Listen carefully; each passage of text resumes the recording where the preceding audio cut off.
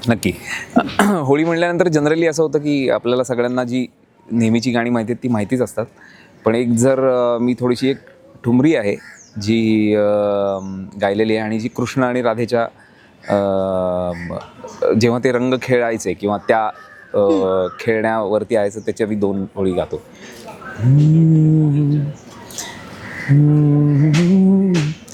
ना डारो रंग मुँह पे कन्हैया, ना डारो रंग मुँह पे कन्हैया, भीग रहा मोरा सुंदर तनवा, भीग रहा मोरा सुंदर तनवा, ना डारो रंग मुँह पे कन्हैया, ना डारो रंग मुँह पे. हा, खूप मस्त. माझा मोह आवडत नाही आहे. तू अजून एक गाणं म्हणावं अशी इच्छा आहे, जे की रंग बरसे. मला हे तुझ्याकडून ऐकायचं आहे. ओ रंग बरसे भीगे चुनर वाली, रंग बरसे ओ रंग बरसे भीगे चुनर वाली, रंग बरसे ओ रंग बरसे भीगे चुनर वाली, रंग बरसे.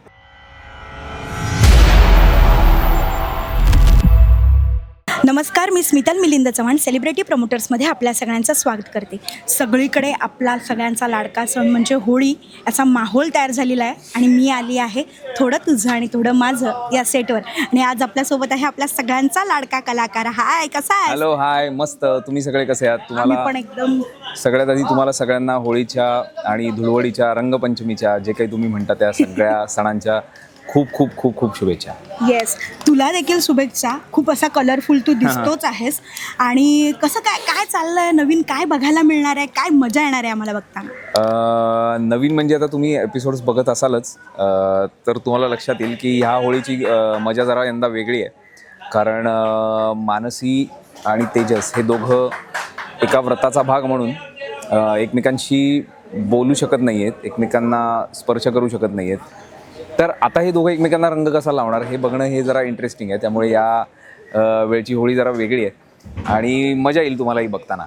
येस, नक्कीच. असं काही गपचूप कलर वगैरे लावण्याचं काही प्लॅनिंग वगैरे आहे का? किंवा पुरणपोळी हा आपल्या एक सणाचा या स्पेशल डिश आहे, तर काही असं प्लॅनिंग आहे का? प्लॅनिंग तर बरंच आहे. पुरणपोळीचंही आहे, गुपचूप कलर लावायचा कसा, रंग लावायचा कसा याचंही खूप प्लॅनिंग आहे. पण ते नेमकं कसं घडून येतं की नाही येत, का अजून काही वेगळ्या पद्धतीने होतं, हे सगळं बघण्यासाठी तुम्ही आमचे एपिसोड्स नक्की बघत राहा. पण एवढं मी नक्की सांगतो की तुम्हाला मजा येणार. येस, नक्कीच आम्हाला मजा येणार आहे. होळी म्हटलं की एक माहोल वेगळा असतो, सगळीकडे रंग, कलर, हा उत्साह असतो. तुला होळी म्हटल्यावर पहिल्या क्षणी कोणत्या गोष्टीची आठवण येते किंवा तुझी अशी कोणती आठवण आहे? होळी म्हटल्यानंतर खरं तर सगळी म्हणजे लहानपणी केलेली पाप आठवतात. एखादं पाप जे तू आज सांगशील? अशी पाप आहेत ना जी सांगण्यासारखीच नाही आहेत. म्हणजे ते रंगपंचमी खेळणं म्हणजे दुसऱ्याला काय म्हणतात म्हणजे मित्रांना त्रास देणं सोडता हे नाही. आणि चुकूनही जर कोणी बोललं की अरे मला ते रंग रिंगायला आवडत नाही रे, की मग ते टार्गेट सेट होतं. म्हणजे जोपर्यंत कुणाला काही वाटत नाही, तर असं मजा कुणाला आहे की ज्याला रंग खेळायलाच आवडत नाही किंवा जो चिडचिड करेल, जे अशा माणसाला रंग लावण्यात मजा आहे. त्यामुळे ती शोधणं, मग ते 2-5 दिवस अलीकडे टार्गेट सेट करायचं की एकच, मग तो ठरलेला माणूस ग्रुपमध्ये 10 पोरं असली तरी सुद्धा त्या सगळ्यांनी मिळून एकालाच धुवायचा. हे जे काही केलंय, किस्सा नक्की ज्या पद्धतीने तू हसतोयस, आय नो की तू काय काय पद्धतीचे किस्से केले असणार आहेस. सो एखादा किस्सा नक्की म्हणजे ऐकायचा आहे मला. अरे सांग. नाही ते अशा पद्धतीने हे होळी खेळतात असा संदेश जायला नको. त्यामुळे मी खेळलोय आणि मी पोळलोय. त्यामुळे तुम्ही कोणी अशी होळी खेळू नका. येस, जसं तू म्हणालास की एखादं काहीतरी असं टार्गेट असतं आपलं, तर काय सेटवरचं असं कोणी टार्गेट आहे का तुमच्या की ज्याला असा रंग फासूचा असा खूप वाटेल?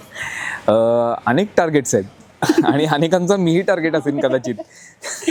कारण प्रत्येक त्यावेळेला फक्त अलर्ट राहायचं. म्हणजे फक्त आपण आता होळी खेळतोय, रंग खेळतोय म्हणून नाही, तर एकमेकांचे कुणाचे काय इशारे चाललेत याच्यावर जर तुम्ही लक्ष दिलं तर तुम्ही ते टार्गेट होण्यापासून वाचू शकता.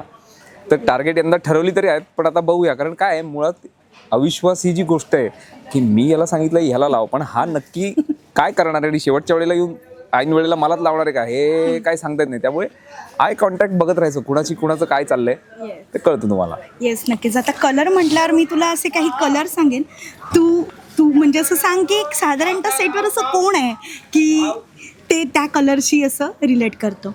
मी म्हणेन की झणझणीत लाल. झणझणीत लाल, गायत्री वहिनी. सोनेरी पिवळा. सोनेरी पिवळा,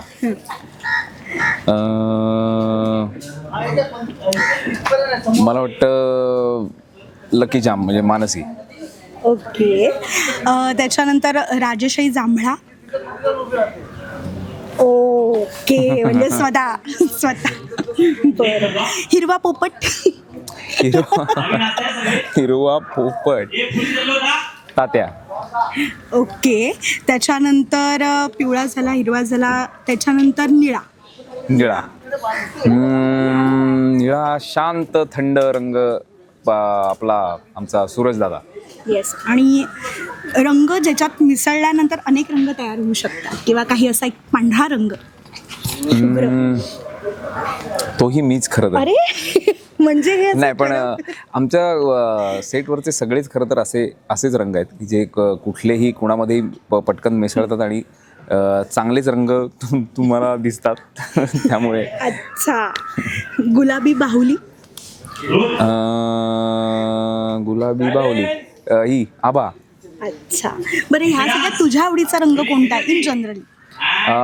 मला व्हाईट रंग आवडतो, मला पांढरा रंग प्रचंड आवडतो, पण मी आत्ताही तोच घातलाय. पण इन जनरल सुद्धा म्हणजे रिअल लाईफमध्ये सुद्धा मला व्हाईट घालायला फार आवडतं. आता सण म्हटलं की आपले असे खाण्याचे स्पेशल पदार्थ बनतातच, आणि होळी म्हटलं की पुरणपोळी. तर तू पुरणपोळी कशी करशील किंवा काय साहित्य लागतं पुरणपोळीला? ॲटलिस्ट केला नाहीस तरी ठीक आहे, पण साहित्य तरी काय लागेल? केली खरंच नाही मी कधी, करणारही नाही, कारण ती खायचीही आहे मला. ओके. त्यामुळे पण अर्थात पुरणपोळी म्हणल्यानंतर पुरण. अच्छा, डायरेक्ट म्हणजे डाळ आधी, ती मग ते सगळं ते करून शिजवून अमुक तमुक सगळं ते करून मग गूळ, किंवा गुळाचीच करतात, सो गूळ, आणि मग ती लाटणं, हे जरासं टास्क आहे. म्हणजे मग आपली साधी जी पोळी आपण करतो ती आणि हे पुरण मध्ये त्याच्यामध्ये घालून ती अशी लाटायची, सो दॅट ते छान त्याचा एक काय म्हणतो, आता ते मला सांगता येत नाही, मला ती दिसतेय कारण ही प्रोसेस मी, कारण मी त्यामुळे मी ती प्रोसेस कधीच पाहिलेली नाही. पण असं काहीतरी करायचं, मग गरमागरम घरी ताटात घ्यायची. साधारणतः काय असतं, म्हणजे कोणत्या पद्धतीने किंवा कोणाला कितपत आवडतात पुरणपोळ्या? तुला कितपत आवडतात, मला आवडतात, खूप आवडतात पुरणपोळ्या. आणि घरी कसा बेत असतो? घरी होळीचा बेत सेम, पुरणपोळी, कटाची आमटी, पुरणपोळी मस्त अशी उघडून त्याच्यावरती तूप बीप टाकून, आणि झोप पाहिजे, सुट्टी हवी त्या दिवशी. अच्छा, म्हणजे काही मग परमिशन घेतली आहेस की कसं? हा, सुट्टी. आता हे काय, म्हणून आधीच आम्ही शूट करून घेतोय, म्हणजे होळीच्या दिवशी घरी झोप. करेक्ट. होळी म्हटलं की एक असतं की आपण एक होम करतो ज्याच्यात वाईट गोष्टी दहन वगैरे केल्या जातात. तर तू काय सांगशील ते आपण जे दहन करत असतो त्याबद्दल? मला खरंच हे खूप कमाल वाटतं. म्हणजे आपले सगळेच सण जे काही आहेत, त्या प्रत्येक सणाला काहीतरी अर्थ आहे, आणि गंमत म्हणजे तो आपण काहीतरी फक्त देवाचं करायचं म्हणून असं नाही आहे, तो आपल्या लाईफस्टाईलशी निगडीत आहे. म्हणजे हा जो सण आहे ह्याला काही जण श्रद्धा म्हणून करत असतील, पण ह्याच्यामागचा जो थॉट आहे तोही फार सुंदर आहे, की आपल्यातल्या सगळ्या वाईट गोष्टींचं, वाईट प्रवृत्तींचं, आपल्यातल्या स्वतःचं दहन व्हावं, आणि ते तिथून टाकून नव्याने सुरुवात करणं, पुन्हा एकदा नव्याने. मग नात्यांमधला दुरावा असेल किंवा नात्यांमधल्या वाईट गोष्टी असतील, तुमच्या स्वतःच्या पर्सनल आयुष्यातल्या असतील, किंवा इतर एका मोठ्या स्केलवर बघायचं किंवा कॅनव्हासवर बघायचं तर तो सामाजिक दृष्ट्यासुद्धा आहे, की समाजातल्या सगळ्या इतर हे. सो हा थॉटच फार सुंदर आहे, आणि मला असं वाटतं की हा बियॉन्ड जी कॉन्सेप्ट गॉड किंवा जे काही तुम्ही ज्याला कशाला मानता, त्याच्या खूप म्हणजे काय म्हणतो आपण की त्याला परिपूर्ण असा अर्थ देणारी अशी मला ही वाटते कॉन्सेप्ट. आणि आपले सगळेच सण म्हणजे फक्त होळी असं नाही, त्या प्रत्येक सणांना काहीतरी अर्थ आहे, काहीतरी थॉट आहे, आणि तो इथे जगणाऱ्या या भारतभूमीवरती जगणाऱ्या प्रत्येक माणसाच्या लाईफस्टाईलचा तो एक भाग आहे. त्यामुळे मला ती फार सुंदर वाटते गोष्ट. आणि प्रत्येक ह्याच्यातनं हेच हायलाईट होत राहतं की निसर्ग. त्यामुळे मला असं वाटतं की जर देव किंवा ह्या कुठली गोष्ट असेल तर ती निसर्ग हा सगळ्यात मोठा देव आहे. कारण तुम्ही प्रत्येक आपले सण काढून बघा, त्याच्यामध्ये निसर्ग आहे आणि त्याच्यामागे थॉट आहे. त्यामुळे मला हा थॉटच फार सुंदर वाटतो. येस, नक्कीच. खूप छान सांगितलंस तू आम्हाला. खूप छान आहे की निसर्ग पटकन सगळं समोर उभं राहिलं आणि खरंच आपले सण ते आहेतच त्यानुसार. आता होळी म्हटलं की प्रत्येकाच्या काही ना काही आठवणी ह्या असतात, पण एखादी अशी आठवण की जी तुला आजही आठवावी म्हणजे लगेच आठव की हे मी मिस करतोय किंवा हे मला करायचं आहे, असं काही? होळी म्हटल्यानंतर खरं तर म्हणजे मी होलिका दहन होळी म्हणतो. बऱ्याच ठिकाणी रंगपंचमीलाही होळी म्हणतात, धुळवड होळी. सो मी होळी स्पेसिफिकली ती आठवण सांगतो. होळीच्या दिवशी म्हणजे रात्री माझ्या गावी असं होतं की ग्रुपनं मिळून आता होळी करायची, म्हणजे लाकडं जमवायची म्हणजे चोरायची. ती सगळ्या वेगवेगळ्या घरातल्या अख्ख्या सगळ्यांकडनं ती चोरायची असतात. आणि अशीच आमच्या इथे होळी की ती लाकडं चोरून आणायची. ऑफकोर्स आता जी टाकलेली असतील किंवा ज्यांच्या गच्चीवरती जी आपल्याला माहिती आहेत, सो त्याचं एक आमचं पथक म्हणण्यापेक्षा एक ती डोळे ठेवून की अरे कुठं काय रे, अरे हे बघ हे हा जरा बांबू बाहेर आलाय नाही का, हा होळीला उडवायला हरकत नाही, तसं काय वापरात दिसत नाही वगैरे, हे सगळं. किंवा कुणाच्या तरी गच्चीमध्ये तो आपला घोडा असतो, जो तुटलेला घोडा आहे, बरेच दिवस तिथे पडून आहे किंवा असं, तर ते चोरणं ॲज इन परमिशन घेऊन किंवा असं दिलं तर ठीकच आहे. पण या गच्चीतनं त्या गच्चीत उडी मारून ती लाकडं पास ऑन करणं आणि असं ते सगळं मजा असायची. पण गंमत तुला सांगतो, हे चोरणं जरी असलं तरी कित्येक वेळेला आमच्या गावी ही अशा काही गोष्टी की ज्या आता होळी म्हटल्यानंतर ही मुलं लाकडं चोरणार म्हटलं तर कित्येक जण असेही होते की त्या गच्च्यांवरती हे नकोच आहे ना, हे लाकडी हे आहे ना, तर ते गच्चीवर ठेवत असत की हे लोक ही पोरं येऊन घेऊन जाणार, तर मग त्यांना काहीतरी मिळावं म्हणून. त्यामुळे ही मला गंमत फार कमालीची वाटते. ठरवून पद्धतशीरपणे ती होळी साजरी करणं. आणि कोणाचाही राग रुसवा नसायचा किंवा काही म्हणणं नसायचं, फक्त वर चढताना जरा बघून चढा, सावकाश चढा.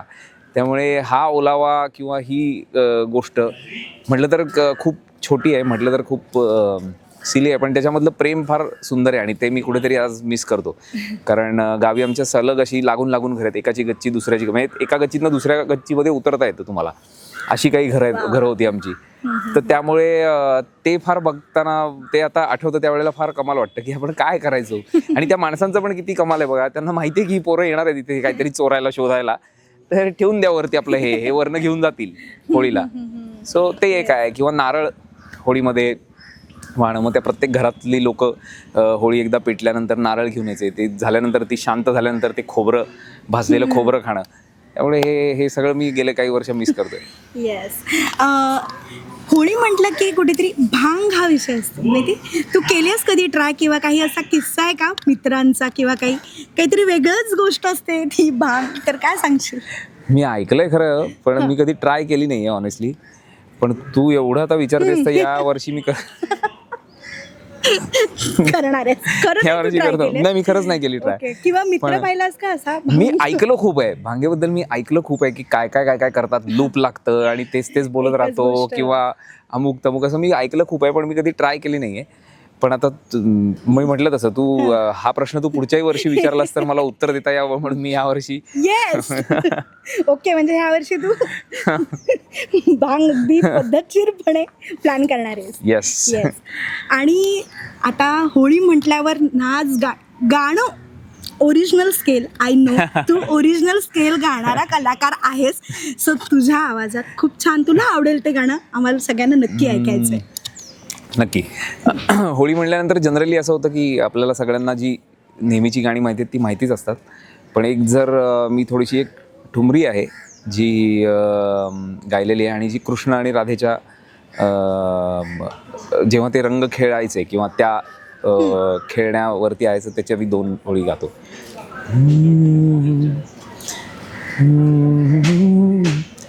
ना डारो रंग मो पे कन्हैया, ना डारो रंग मोह पे कन्हैया, भीग रहा मोरा सुंदर तनवा, भीग रहा मोरा सुंदर तनवा, ना डारो रंग मोह पे कन्हैया, ना डारो रंग मोह पे. हा, खूप मस्त. माझा मोह आवडत नाही आहे, तू अजून एक गाणं म्हणावं अशी इच्छा आहे, जे की रंग बरसे. मला हे तुझ्याकडून ऐकायचं आहे. ओ रंग बरसे भीगे चुनर वाली, रंग बरसे, ओ रंग बरसे भीगे चुनर वाली, रंग बरसे, ओ रंग बरसे भीगे चुनर वाली, रंग बरसे. Yes, thank you Thank you, so thank you much. so much. होळीच्या खूप साऱ्या शुभेच्छा, खूप खूप शुभेच्छा तुला. तुझं सगळं खूप छान हो. थँक्यू. येस, जाता जाता आपल्या प्रेक्षकांना तू काय सांगू? प्रेक्षकांनाही सगळ्यात आधी तर होळी. माईक पकड आणि मग शुभेच्छा. ओके. नमस्कार, मी समीर परांजपे, म्हणजेच तुमची लाडकी मालिका थोडं तुझं आणि थोडं माझं मधला तेजस प्रभू. तुम्हा सर्व रसिक प्रेक्षकांना होळीच्या, रंगपंचमीच्या, धुळवडीच्या खूप खूप शुभेच्छा.